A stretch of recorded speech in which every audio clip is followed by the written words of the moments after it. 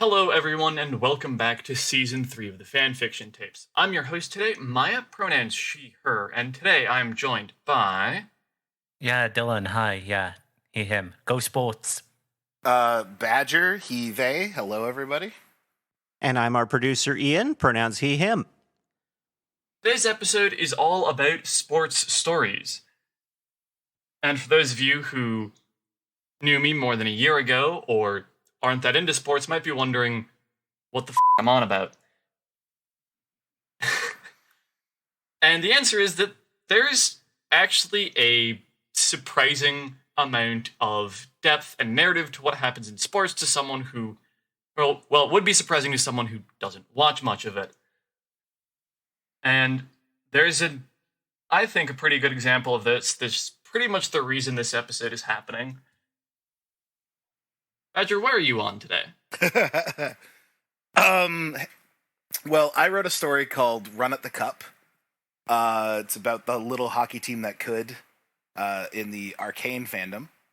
And as I was writing it, I got a lot of folks saying, "Hey, I don't know anything about hockey, but I'm here and I'm enjoying this." And it got me thinking, like, it was interesting because, like, there is so much, honestly, like, writing fan fiction around sports, writing any story around sports is low-key easy mode.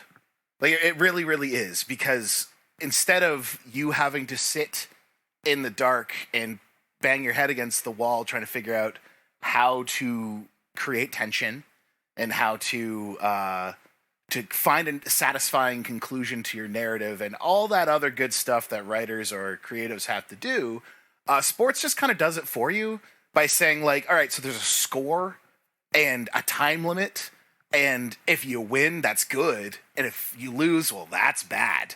And just basically having your entire story roadmapped around that backdrop is, like, really, really helpful, because you don't need to explain to an audience what a win or a loss is or why that's relevant. You instead can focus on things like, hey, why is everyone fist fighting on skates? Like, why is that a thing that occurs? And you can use your time to bring them into, like, nuances of the sports themselves. And I know that a lot of stories like to use sports as a backdrop. I don't necessarily think that's what we're talking about. We're talking about, like, actual, like, why are sports good stories kind of thing. And the easiest way to kind of, like, describe it is, like, if you've ever been a big fan of anime or, like, any sort of, like, shonen kind of, like, targeted at a younger male audience, like, action anime, and you get really, really excited for tournament arcs. So imagine nothing but tournament arcs, and that's sports, right? That's sports fandom. It's all very high stakes, winner take all, and everyone caring a lot. I think the two biggest ingredients for any sort of fandom are lore and stakes. Lore, stakes, and I believe Dylan brought up earlier characters when we were off mic. And lore and good sports have all of those things in spades already. Like, you show up to a fandom, you show up to, like, be like, hey, I want to be like a Minnesota Vikings fan. Which, side note, don't do that. That's a good way to get hurt a lot. But you want to be a Minnesota Vikings fan, then you're like, cool. So learn the history of your team. Here's all the wins we have and none of the titles we have, and we just go along for the ride, man. So yeah, sports rule. It's also like a thing where we talk about, like, when people do a fictional sports story and whatever, and how a lot of the narrative that they pull from is literally just things they've seen. You know, you can find any sort of gimmick there. Athlete with a drug issue, athlete who went through terrible injuries, athlete who peaked early, athlete who peaked late. You know, there are countless examples across every sport you can find, and you can take those things and then just make a story out of them, because guess what? They happen in real life. Yeah, like, one of my favorite things. So recently, I've really gotten into reading old boxing stories, and like just this is like a bit of a side tangent, but like it's one of those things that struck me as like cooler than fiction. Was the George Foreman Muhammad Ali fight for the title? The context of it was like Muhammad Ali just got stripped of his title because he refused to participate in the Vietnam War. Was in his 30s and was fighting his way back to a title. And he had to go past this guy George Foreman, who was a really, really strong puncher. And so right there, you've just got like an amazing backdrop for like a fight, like the title fight. Everything is on the line. A person that was unfairly, unjustly treated, going up against like the new young person. Which, as a side note, that narrative, the long in the tooth person going up against like a younger, stronger, faster version of themselves, like that happens all the time in sports. Like it happens constantly. Yeah. And there's a specific moment described from the perspective of George Foreman where Muhammad Ali's like taunting him the entire time and like dodging his punches and like leaning back on the ropes and doing this weird thing they called the rope-a-dope, where like he's not even fighting back, he's just kind of ducking. And Foreman hits him with this right hand that's like has like sunk men to their knees. He's gotten like technical knockouts out of his right hand, so hits him as hard as he can with his right hand. And Muhammad Ali whispers, "Is that all you got, George?" And George Foreman thought to himself in that moment, "Yep, pretty much." And like that's real, that happened. But like you can immediately see like, oh man, some scriptwriter is jealous of that line, because like the idea of like, is that all you got? And you think to yourself, yeah, like that's such a humanizing thing. And just, yeah, there's so many examples of those that you can pull from sports history. Speaking of, like, a writer kind of wrote this better. 2013-14 Premier League season, I believe. It's a freeway race near the end. Chelsea, Liverpool, and Manchester City all gunning for the title. Big game near the end of the season is Liverpool versus Chelsea. Pre-match, captain Steven Gerrard, who is born and bred through Liverpool, local guy, come up now the captain of the team in the twilight of his career, going for his first league title still. He's like 33. In the huddle before the game, he says, "Do not let this slip." In the lane to the game, or like in the game, Gerrard receives the ball, goes to turn and slips and gives the ball away to allow an opposition player to score a goal. Do not let this slip. Proceeds to slip. Yeah. How was this not written? It's poetry, man. Like It's all poetry. Like just like you look no further than like this year's Super Bowl with like Taylor Swift and what's his name, Travis Kelce, like that whole like love story narrative that pushed through it. Like this is why sports rule, right? It's all narrative.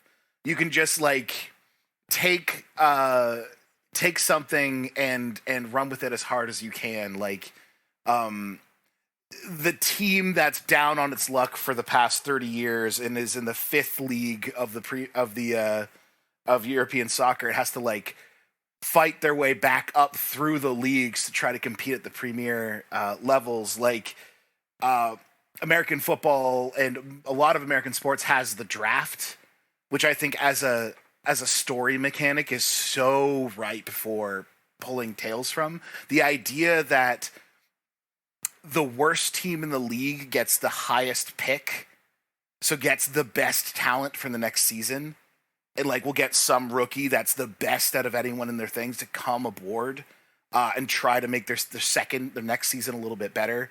The mechanic I used that exists in sports is what's called the expansion draft, which as soon as I was like, okay, I guess I'm going to write hockey, I looked into the two teams that had done expansion drafts.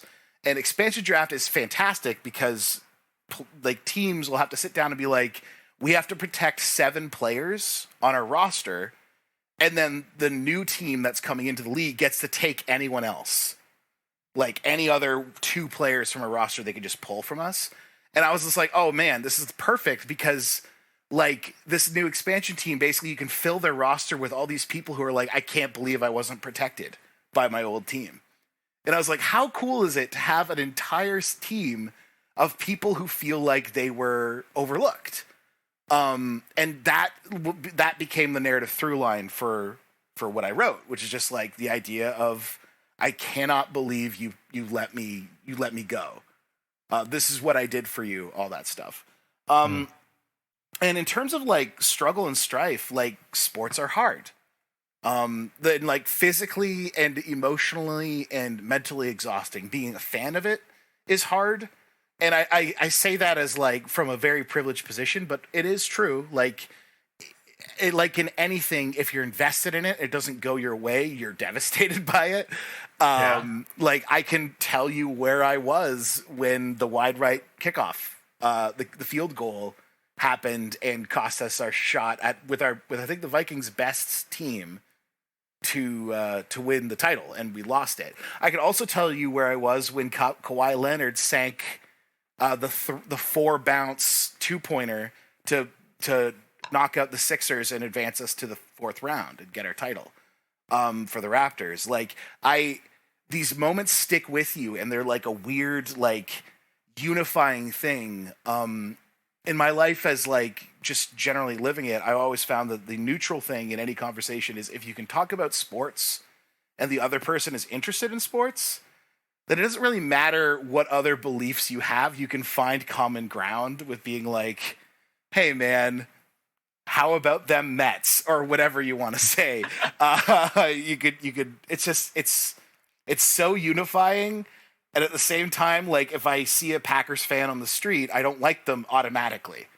Like I have to get over my like, oh God, you're a cheesehead. I don't know about this relationship. But yeah. I don't know. It just rules. Like another small example of like, there's just so many. I'm like scrambling at the moment. So one of the other big examples of like a narrative through line, like, and similar to the don't let it slip proceeds to slip thing, was like Joe Namath on the Jets, who guaranteed everyone that the Jets were going to win the Super Bowl, and then had to stand on the sideline when his team was up in the dying minutes and watch the other team's offense with the ball. And he said later that he was just staring at the clock and praying for it to go faster, because like, you know, when you're a quarterback in football, you are only on the field half of the time. The other half of the time, you're watching your defense try to stop their quarterback. So this dude's like, I guarantee a Super Bowl, and it is not in his hands for the last 10 minutes of the game. He has to sit, he has to watch the entire time and hope his team can do it. And like, all the stuff is organic. You don't have to create that. You don't have to create a world for where that stuff is normal and spend energy on like, and here's what a win is. A win is when, like, you don't have to do any of that. You can just be like, yeah, your sports team, wins are good, losses are bad. That's actually interesting. It kind of reflects something that I really like about writing fanfic, is that I don't have to sell, you know, the world or the characters to the reader, because, you know, that's why we're here. We're here for this. Mm-hmm. And it's kind of also, it's got that built-in, you don't have to sell this to anyone. This is kind of a known constant. Yeah, they're here because they already like this stuff. Mm-hmm. Yeah, for sure. Well, that's why like hockey RPF is so like, RPF for sports is crazy. And I don't mean crazy derogatory. I mean crazy as in like there is rabid, dedicated people that write whole fan fictions about real sports teams, and I love each and every one of them for doing it. Like it is, it makes me feel the same way as that dude who makes all those SpongeBob gangster raps, which like you watch it and you're like, this like goes really hard, and I'm really happy someone's out here making this. And like, yeah, there are people who just straight up will do that with hockey teams, and just be like, yeah, you know, here are the 2 captains of these teams are lovers. and let's play some hockey or whatever. And I think there's a really famous basketball one with Steph Curry and Kevin Durant kissing right before they win the title. I haven't read it, but like I read the first chapter and I was like, I'm so glad this exists. Like I'm just excited that this exists. Fan fiction's so awesome. It's so awesome, dude. Like so awesome. So happy that we get to just do this stuff, you know? Another thing I think about when we talk about sports stories is we have to talk about like the layers of narrative. Mm-hmm. You have like the last game narrative, your season narrative, like your last 5 years, and then like the existence of the team, club, person as a whole throughout the entire existence of their career or as a club. You know, there's narratives within, you know, it's built on years and years of things, and you get reputations. You know, this team can't finish. They're really good, but they can't finish. They just can't make it to the end. They always this player has never been successful. No matter where they go, they've never been successful, and that at a certain point it's their fault. Like that sort of narrative also, like, yeah, for sure. Or this player appeared, was amazing, and then got injured and was never the same. Yeah, like their career was never the same. Oh my god, the other thing that I love about sports is that it's one of the only things that I can think of where a team losing can still be a satisfying conclusion.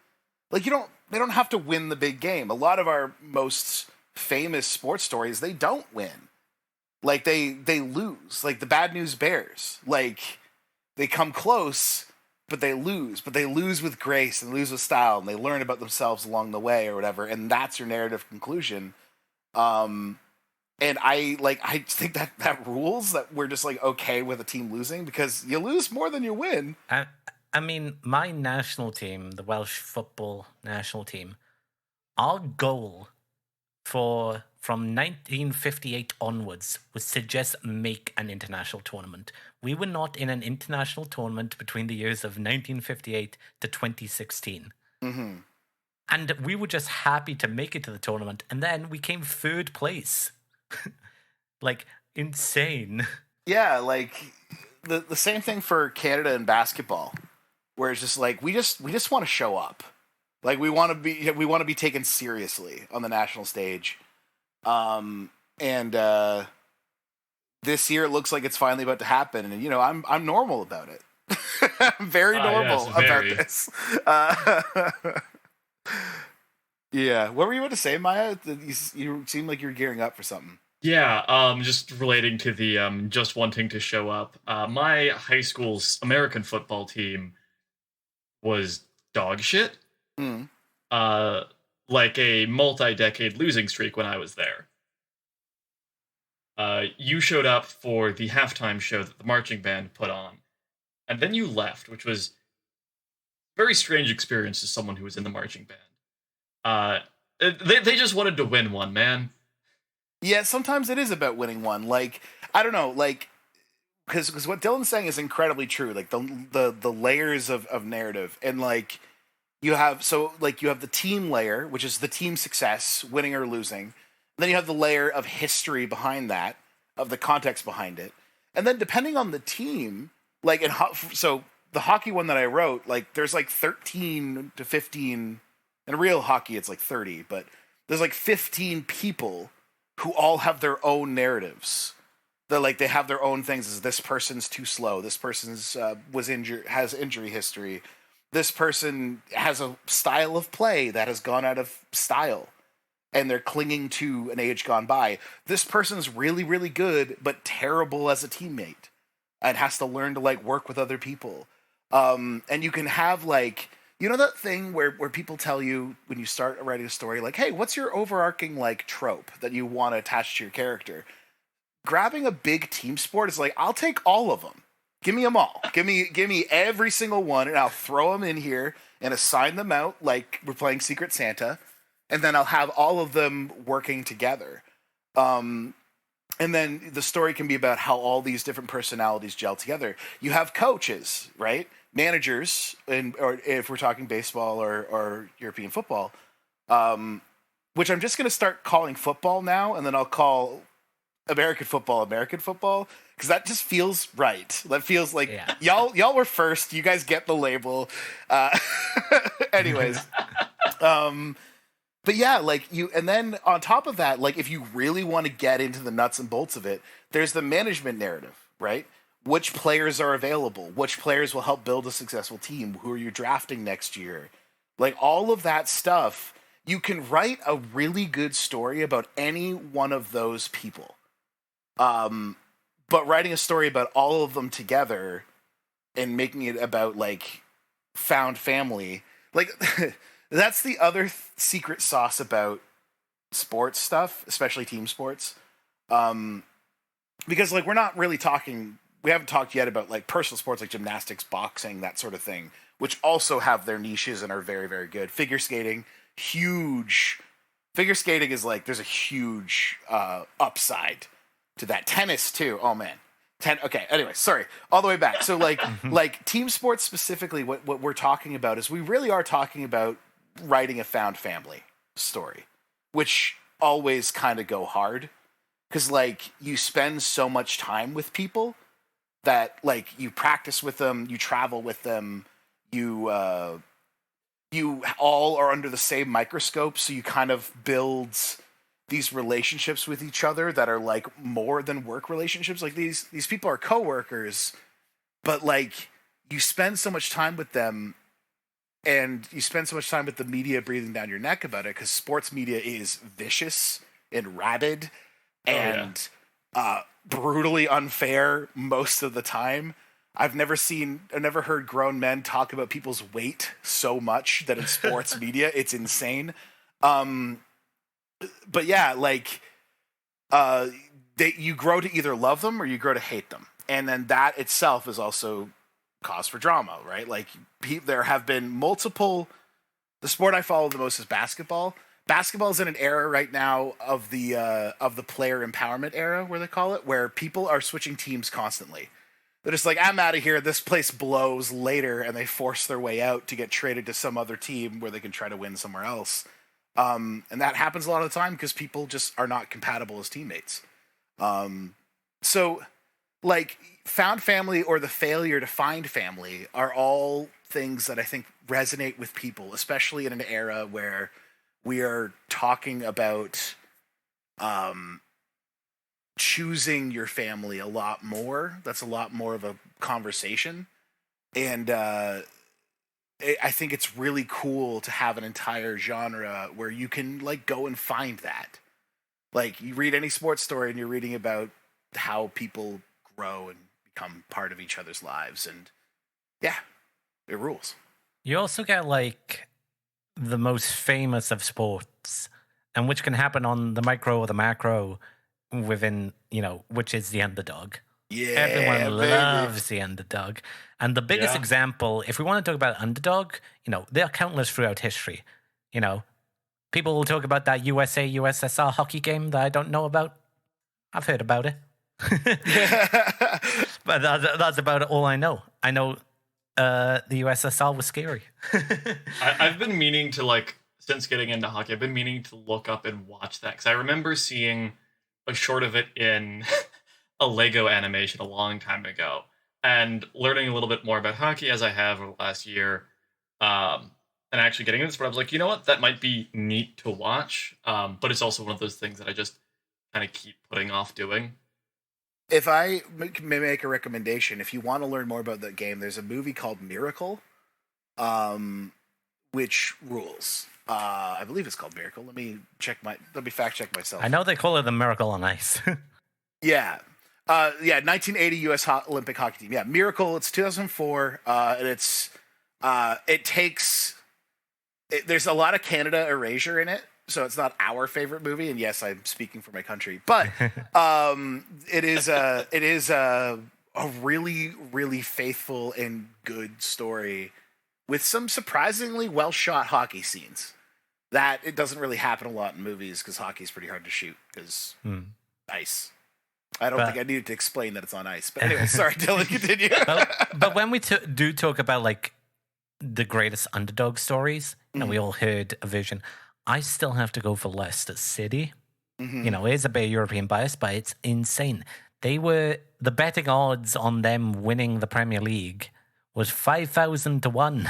It is the single, like, the single highest, lowest odds ever for a team that actually went and did it. Like, it is recorded history, like the lowest odds Wow. I that we mean, have since we started tracking it. yeah, 1 to 5,000 is not great. It is Yeah. not great. And they were just, they rolled up the sleeves and said, watch this. The fact that they did it changed betting forever because they will never give that odds again, just in case. Because some people did put money on it, you know, a small amount of money, but they got paid back for it, you know? Yeah, I had a friend. Betting- Go on. Sorry, continue. Finish your thought. Betting companies changed their rules because of how unlikely it was. Mm-hmm. That's I had insane. a friend who bet a small amount of money on it, and then when the tide started turning, he put more on it. Like he like double dipped, and he was just like I cannot believe I'm gonna bet, like, it's a life-changing amount of money. But yeah, like, betting. Okay, so gambling is a whole other facet that has emerged from the past, like, specifically the last 5 years, of like betting being aside sports, and you have like if you want to talk about like different plot points that can emerge, like betting scandals and like referee scandals, and like villains emerge in your story really, really easily, right? Like, teams have rivalries where you have this Of team course. and this team do not like each other. And what's fascinating about that is it has nothing to do with the players most of the time. Like, if you ask any Colorado, fans, it's Colorado Avalanche do not like the Detroit Red Wings for shit that happened in the 2000s. None of the players playing for either of those teams were like involved in the initial scuffles, but everyone still is like, nah, we don't like those guys. Like, you show up to the Colorado Avalanche and they're like, hey, welcome to the Avalanche. First things first, we don't like Detroit. It's just like, that's like the thing you learn when you go on into that program. And like, yeah, like, so stuff like that, but also referees. Like, sports has a thing with officials all the time about like was the call right, was the call wrong. There's like been recorded cases of certain teams getting officiated differently because of the style they play, or the players they have, or in some cases just having mouthy players. Draymond Green on the Golden State Warriors is just guaranteed his team is going to have a terrible whistle for the rest of his career because he can't shut up. And you know, that did sound like a hot take, but Draymond Green literally punched a guy in the face a couple seasons ago, so like I have no sympathy for that man. But yeah, I mean, so like there are these, when I say it's easy mode, that's what I mean. Like, it is hard. It's challenging to write a team sport, in my opinion, because of the thing I mentioned earlier of like, you are juggling a lot of personalities. Now you can turn up the volume on them or turn them down however you want. Like, my solution was I just committed to writing a shit ton of words about it. I was like, all right, well, I guess I'm strapped in. But you don't have to like turn the volume all the way up so that everyone gets their fair shot. Like, big organization stories where everyone gets their time in the limelight. I think conventional wisdom says that you lose something when you focus on all those people, and I kind of disagree with that. I think that, like, if you're going to write a team sport and you want to do like a good immersive job, you kind of have to have everyone's perspective. Like, it can't just be from the perspective of your star, because they're not the only person on the team. And like, every good quarterback in history will say the first thing about their success is that their offensive line is really good. They get lots of protection. And that's why they're able to do what they do. In football, a lot of really, really good forwards get the opportunities they do because of their midfielders, right? The conventional wisdom is build from the forwards and work your way back, because it's like, yeah, you still got to get the cross through. And your strikers need to have the opportunities to strike the ball, and the only way they get that is if their defense is any good. So like it all becomes a thing of like everyone contributes, and if you make everyone's contributions to a story valuable, I think it sucks a reader in even more. Yeah. I also want to note on rivalries, it's so fascinating because a rivalry can be something as little as, we are from the same area. Yeah. They're from over there and we're from over here and we don't like them because the battle we're in of the same blank. Yeah. Or you can have something that's more ideological even, You can get stuff like Celtic and Rangers, which is based on whether you are like more pro-union or, sort of like relates back to Irish Catholic, Protestantism and Catholicism in Britain. And it's like people have died over this sporting rivalry. You have crazy ones like in South America with River Plate and Boca Juniors, where like some of their games are not allowed to be played on that continent because it gets too violent. They move it to Spain. That's amazing. Oh my god. Damn. That's there is nothing more violent than a football rivalry. Like well and truly, it is crazy. Like cuz I was about to add on to that, be like, "Oh, or like the 2000s Lakers and Spurs." But, like, that's nowhere near the level you're talking about, Dylan. But, like, that rivalry is based on the fact that, like, I just keep fucking seeing these guys. Every time we go for a title run, you're here.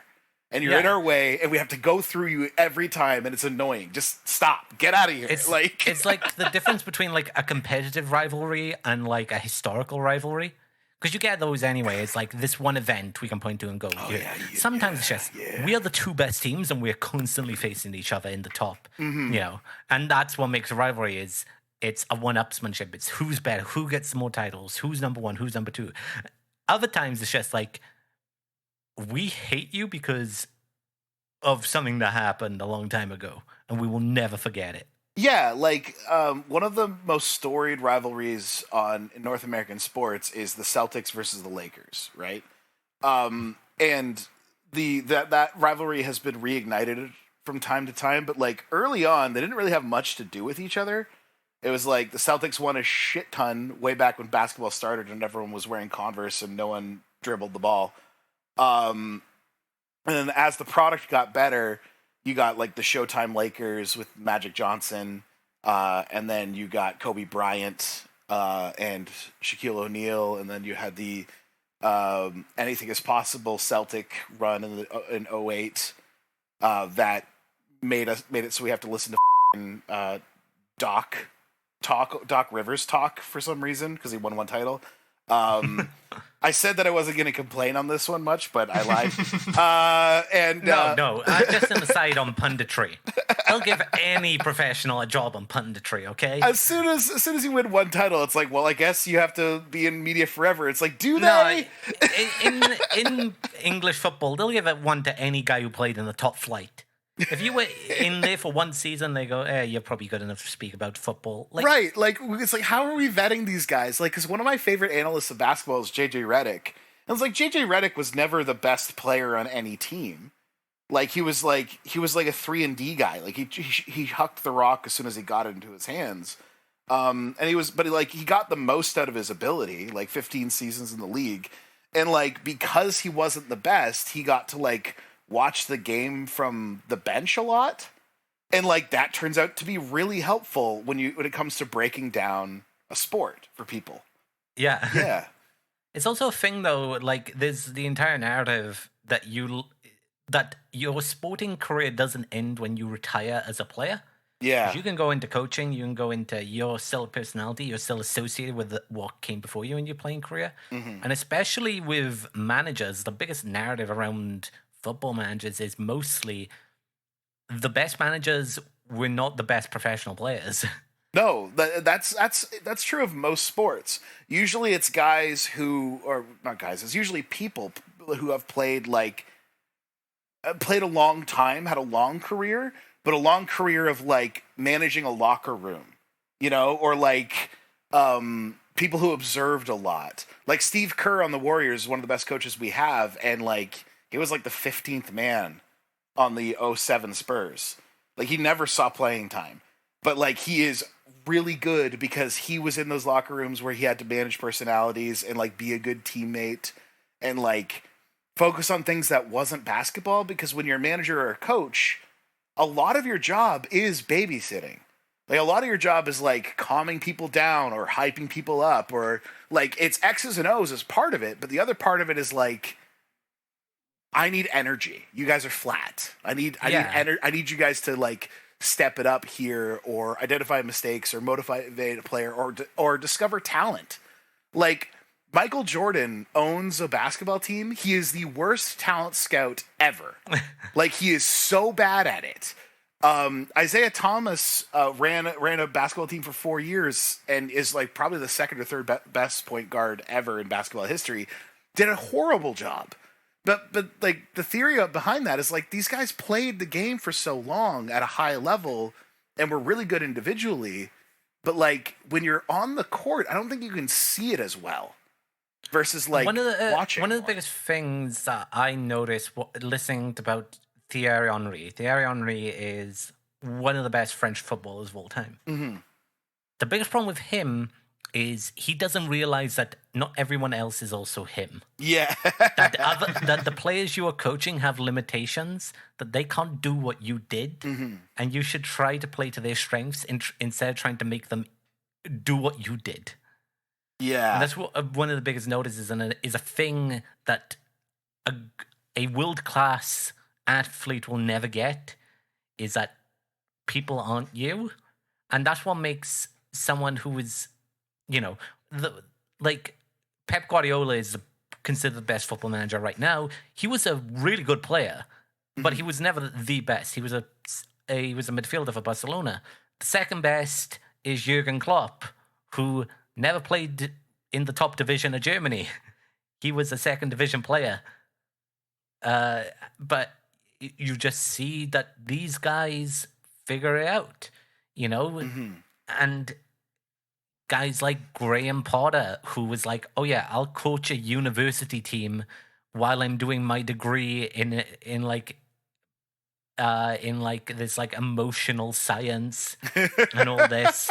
And then he goes on to manage in like foreign countries, which no other English manager does, and then comes back and is like a hot commodity with new ideas, and like gives like the idea of English managers that maybe it's better to go off and learn things than be thrown in at the deep end of the club I used to play at. Yeah, like, so we're touching on another thing that I think is really fascinating about sports in general, and that's just like the idea of being a professional athlete is weird. Like, it's weird. It's a weird job. Like, so think about the life cycle of it. You start really young, you specialize, and you train your entire childhood and young adulthood in this specific sport, doing what you do. And if you're amazing, if you're really, really good at it, teams will notice you, pick you up, you get to play it.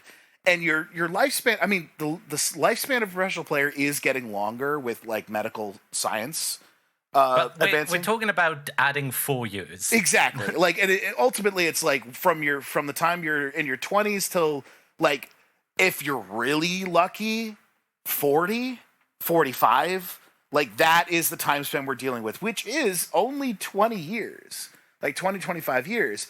Most professions, if you're planning to make a career, you can go a lot longer than that. Like, you can sell auto glass till you're 30, right? Like, for 30 years if you want to. I mean, for me, for what I'm going into, I'll be getting things started at the age most professional players retire. Yeah. So, like, it is a weird thing. And then, suddenly, it's over. You're 43, your knees ache in ways no one else will understand. Your back is gone. Your back is gone, and all you've ever known is playing your sport your entire life. And there's a moment of like, now what? I've heard a lot of athletes, like I heard about this athlete who retired from basketball. He would wake up at 5 a.m., this is first year of retirement. He'd wake up at 5 a.m., he'd work out still, and then he would just drive around LA for 3 hours because he just didn't have anything else to do. Like, he'd drive constantly because he's like, you work 18 hours a day for your goal, and suddenly you just don't have a goal anymore. So, like, what do you do? And that's why so many people go back to the sport. They go back to management. They go back to analyzing. They go back to TV if they're charismatic or if they're not charismatic. It turns out you don't need to be anything to be on TV. You just need to be associated with the sport. But yeah, like, and all of this stuff makes for an incredibly unique perspective for a story to be told from. Like, it was a point that I hit a lot when I wrote my thing of just like, you know, this idea of being incredibly old at 40, like, not like being a grandfather at 40 to your peers who are like, wow, you're 40, you must be almost retired, huh? And then you're like, yeah, I guess so, even though that's not how the rest of the world operates. Like, it's crazy and very fascinating. I'm seeing players start playing that are younger than I am. Yep. And it's wild, especially because I know they're making more money than I'll ever see. Yeah. The other part is everyone's hot and rich, right? Like, so like, there's a couple of interesting ways to like, if you want to be like, I think it's a lot of fun to play with perspective as a writer, and when you're handed an entire universe where everyone is hot and rich, it means that you could pretty much do whatever you want with their story. Like, yeah, they got money, they could fly around, do whatever that you want to do. It's like making someone a pop star. You automatically unlock a side of life that most people want to see because it's so unique and weird. So out of reach as well. Yep. But we've talked a lot about team sports, but then you have like more individual ones. Like, you get stories about different people, and like, as a wrestling fan, I've heard through the MMA Vine. That's mostly where I've heard from because they're so interconnected, you know. And you look at guys like Conor McGregor and like his career, and you're just like, what happened here? Yeah, like my favorite thing to go to with like personal sports, like professional sports that are personal, is the Williams sisters.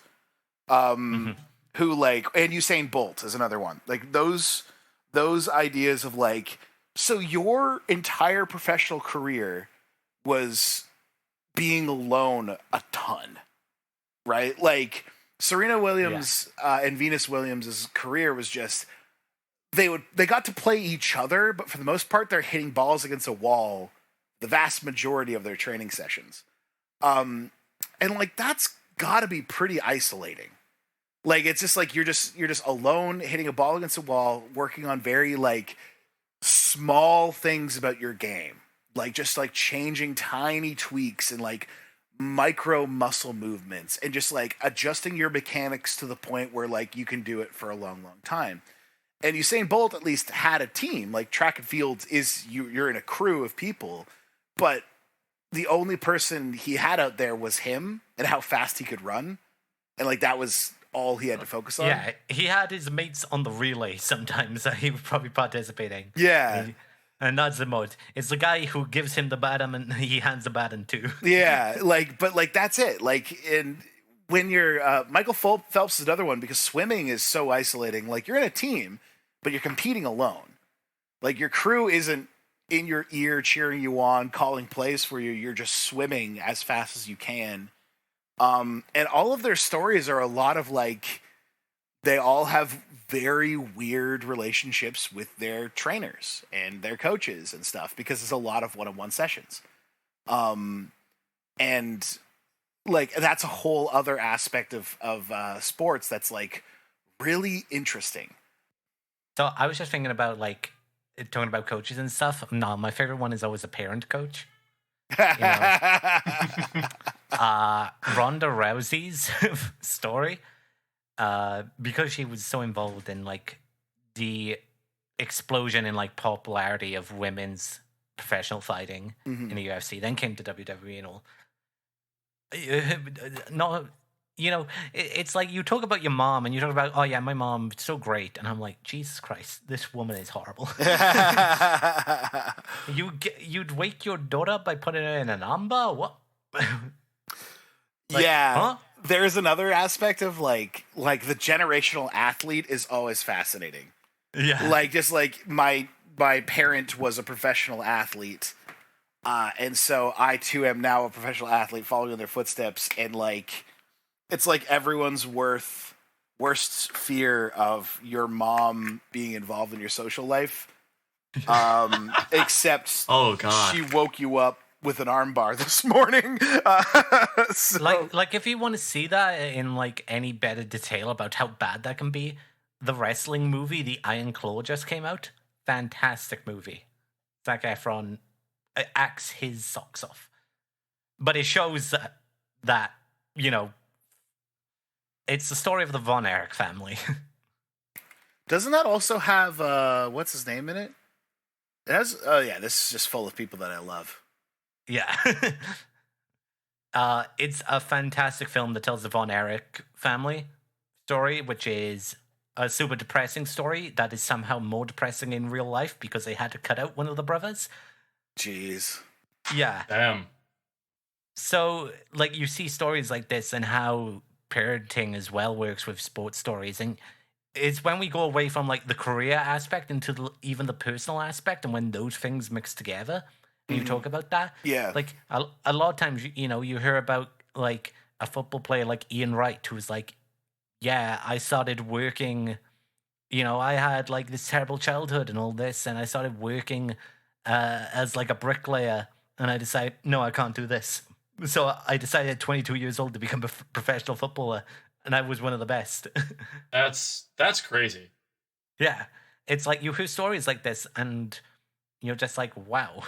Yeah, like I mean, I think it was Ray Rice who got his skills to be the greatest wide receiver in American football history because his dad was a bricklayer.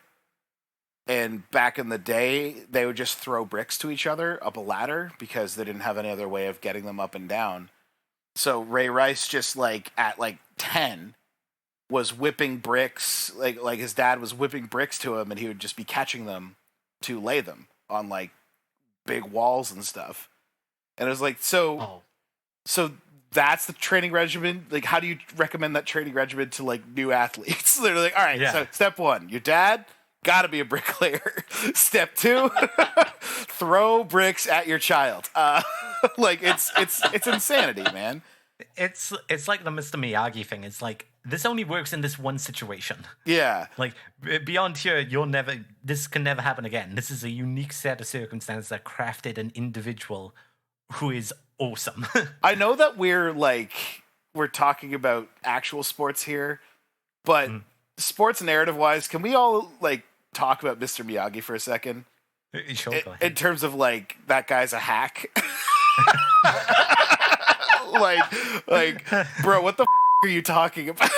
How is this gonna help me in a fight? Anyway, and then Daniel hits an illegal kick, and then we cut to 30 years later, and Cobra Kai is an awesome TV show. Cobra Kai's so good, dude. Oh my god, it's so good. It's the insanity of like, if they had transformation sequences, I could see this being a Power Rangers show. I love the. I know a lot of people got off the boat in season 2 with the whole high school like kung fuing each other. I was so in. I was right there with them. I was like, "Let's go!" I was so excited. Oh man! And it just keeps on escalating. Yeah, like, yeah. It's like the best thing. But anyways, yeah, that's an example of how sports stories are good. Like Cobra Kai, it's about the villains. Sports villains.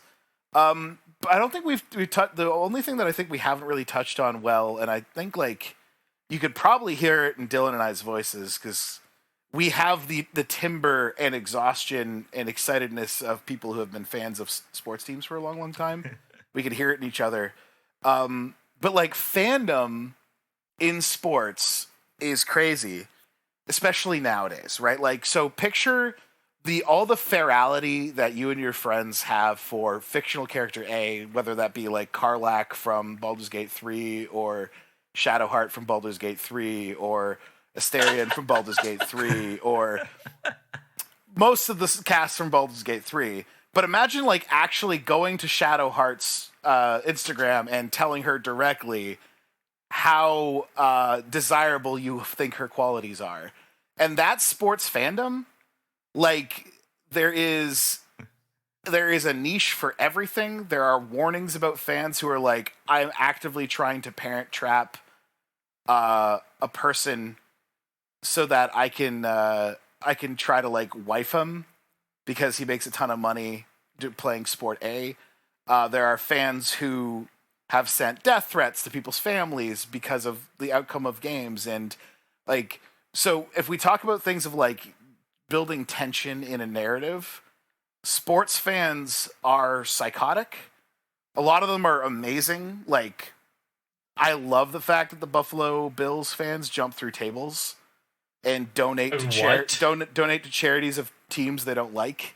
Like, that's their like MO. Yeah, the Buffalo Bills fans, when they win, they will set up plastic tables and jump through them like a wrestling match. Like, it is unhinged and it's great. Fascinating. Bills Mafia, man, they're insane. But like, yeah, like there for every wholesome story, there's also a lot of horror stories, and I think like sports stories allow you to have this nefarious villain in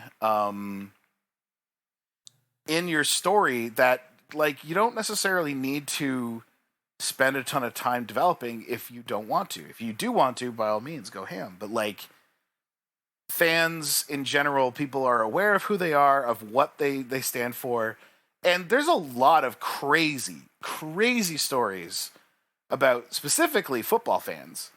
Like actively fighting one another, and my team doesn't like your team, so I don't like you, which, I mean, I don't like Packers fans, so, you know, like, I get it. But like, yeah, it's just this, it's this crazy little like mini side plot that's always happening of like how is your fandom going to express itself in I mean, sports? Like, just to make like a wrestling note, like there's like the ECW fandom, which was, you know, that grunge, anti-authority, we want to see you bleed, we want to see you do this, and we will stand up and be your biggest supporters, or we will be your biggest haters. Yeah. Like, it's that, like, extreme swinging fandom. Whereas in modern day, you pretty much get, like, the curated family-friendly fandom. You know? Yeah, I mean, I don't even watch American football. I think perhaps the last Super Bowl I paid any attention to was the one the Colts won. I don't even know what year that was. They won twice, oh shit. I think. That's... So I see I'm not being helpful at all then. One of the cult ones. Yeah, Peyton Manning, right? Yeah, Manning. And I have beef with Eagles fans. Mm-hmm. I mean, who doesn't? Mainly because in the middle of a conference I was attending, and actually I was helping run this conference, they just a swarm of them walked through the convention center. I made a shit ton of noise. I mean, it's the Eagles. What do you expect? No one likes us. No one likes us. No one likes us. We don't care. 'Cause we're Philly. Philly. No one likes us. We don't care. Another thing to criticize, European chants are far better. Yeah, well, that's just stolen from one of your guys, isn't it? Yeah, probably. Oh, man. This shit has been here before us. It'll be here long after us. This is my Roman Empire. Oh, man. Oh. Yeah, Dylan, that makes sense for you. You're a football manager player. Yeah. Oh, so you're that kind of psycho. I haven't played that much this year. This year. So what's your total? What's your body count? Oh my brother? hours. Yeah, what's your body count, So I've brother? been playing since 16. Let me see. 600 hours in 19, 560 in 21, 552 in 22, nearly 516, 300 in, over 350 in 23. 2020, I had 361, 17, 172, and 18, 170. So, like, 2,000 hours or so, like 3,000 hours maybe. Right. That's not that bad. Yeah, I mean, what, did you just say it's not that bad? Yes. I'll send a... I guess it is Maya saying it's not that bad. So, like, I assume Maya's got a body count of like 60,000 hours in Arma or something. Yeah, like that. I really don't want to reveal how many hours I have in Arma and Destiny. There's my most played games and their hours attached. I love RimWorlds just sneaking in there. RimWorld and Crusader Kings 3, which honestly are the football of video games. Yeah. It's like, what is RimWorld but Football Manager by another name, truly?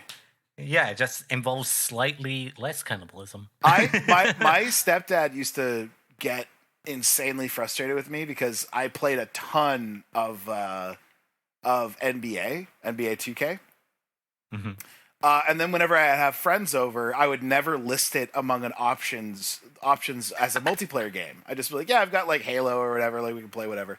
And my friends would be like, my stepdad goes, why don't you ever play like 2K against them? Like you play that game all the time, you probably like beat them or whatever. I was like, oh, I don't actually play that. I just like make a team and try to make my draft really good and then simulate till the end and see if my team won or not. And if it doesn't win, I go back to the draft and try to like draft new players or whatever.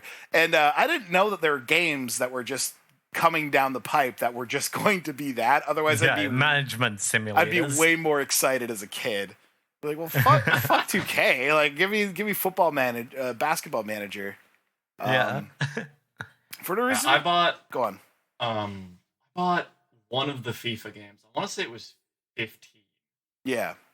Because my dad's always been a huge. I guess for convention's sake, I'll just say football. He's always been a huge football fan, so I wanted to, and of course, being me, I've loved video games, so I wanted to connect with him over that. I didn't entirely realize that the games were kind of not great. They're bad games, yeah. Yeah. Mm-hmm. As a product, they're not very good, but that's because they don't have to be, because again, capitalism, right? Like, they haven't had to make a good sports game for a long-ass time, because there is no competition, because they have all the players' names and likenesses. And everyone's gonna buy it anyway, so they don't give a shit. Which is super fucking unfortunate because it'd be awesome to get some new mechanics in here, and not like whatever grinding for trading cards or whatever the fuck FIFA has become now. Buy more cards. Yeah, it's really it's just like sports fans would get upset to hear this, but sports fans, if you're out there, I want you to know that this is true. What I'm about to say is very true. You're playing Magic the Gathering. And you just don't fucking know that. But you are. That's what you're doing. You're playing Magic the Gathering. So you're not allowed to consider them nerds anymore. You're the nerd. You've been playing Magic the Gathering for like 5 years. And anyway, no one wants to know about your Cristiano Ronaldo card. Actually, Magic the Gathering fans would be pretty excited about it.